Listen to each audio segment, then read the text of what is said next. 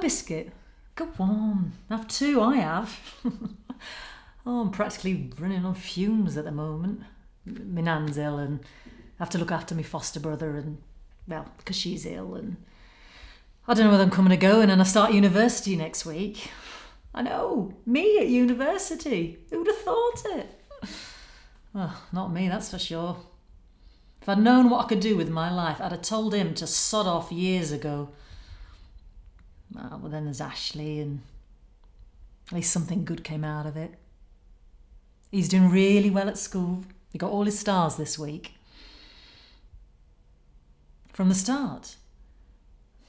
I don't really want to talk about it from the start. I'm not being funny. It's just that I'm more about what's happened since. Yes, Jason was violent. Yes, he stalked me. Yes, our son saw a lot of it. He was very controlling and he didn't want me to have a life of my own. But I'll be honest, I'm sick of talking about it.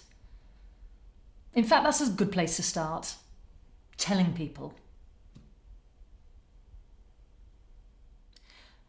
Apparently they say it takes on average 35 times before a woman reports domestic violence. And I'm no different. There were too many times to remember, to be honest. And it sounds funny when you're telling people because they can't understand why you stay so long. But you need to understand that you love them. You know, I loved Jason. I just wanted the violence to stop. And the in-between times were great. You know, and you've got your family and your home and your job, your neighbours, your friends. I mean, why should I be the one that has to run away? Why should I be the one that has to leave home? Sorry, I've gone off on one. What I'm saying is you're confused, you're scared, you love them all at the same time. You don't just suddenly decide to get up one day and leave singing I will survive. What you actually want to do is sit down, have a cup of tea and talk to someone who knows about this stuff. Instead, you ring up the police and they ask a lot of questions, formal questions. I've since found out they're trying to work out whether you're high, medium or low risk and whether they should send somebody out. And then you get referred to someone and then there's a lot of questions and it's formal and it's intimidating. And I know a lot of people that actually wouldn't get through that bit.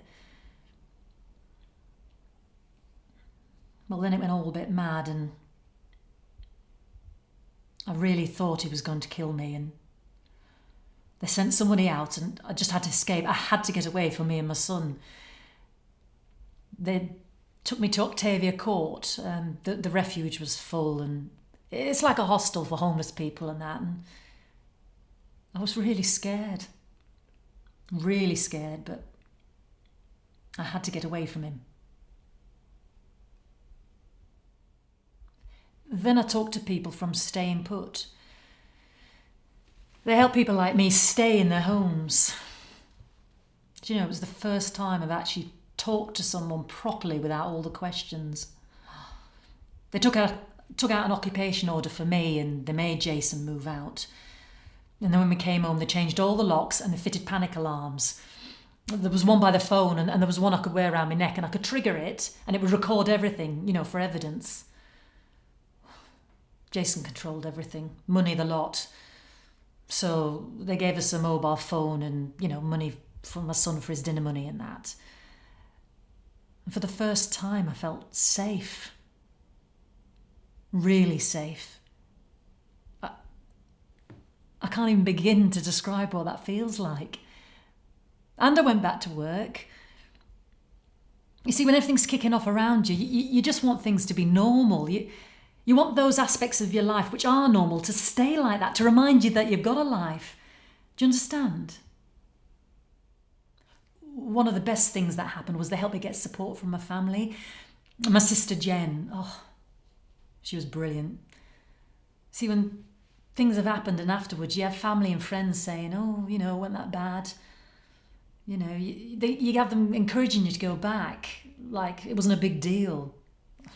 I don't know why, but maybe they just want things to go back to normal. But Jen helped me stay resilient, you know, she helped me resist all that. Then they got me in touch with other agencies, the Bridge Project. They helped me with my substance misuse problems, and with the Woman's Aid. Oh, I'll never forget, someone actually turned round and said to me, "What do you want to do with your life?" I've never been asked that before. But it got me thinking. It wasn't just about escaping Jason. It was about me. And what did I want to do with my life? How did I want to change things? What were my aspirations for me and my son? They gave me career advice, health advice. I even learnt to cook. Now I've got my A-levels. I know, me, A-levels. And I'm off to university next week. I'm dead nervous. Jason. Yeah, he's better. He sought help and he's doing this Brave course which helps men reduce their violence and anger. And I mean, we'll never be together, but I can see that he's on track and, you know, maybe he'll be in his son's life again. We'll see. You know, someone said to me, and I'd never thought about this before, but they said, men are both the problem and the solution. And it can only change when men change. Let's hope they can. Women like us are not referred to as victims by our support workers. We're called survivors. And I like that. It reminds me how close I came, but also how strong I am as well.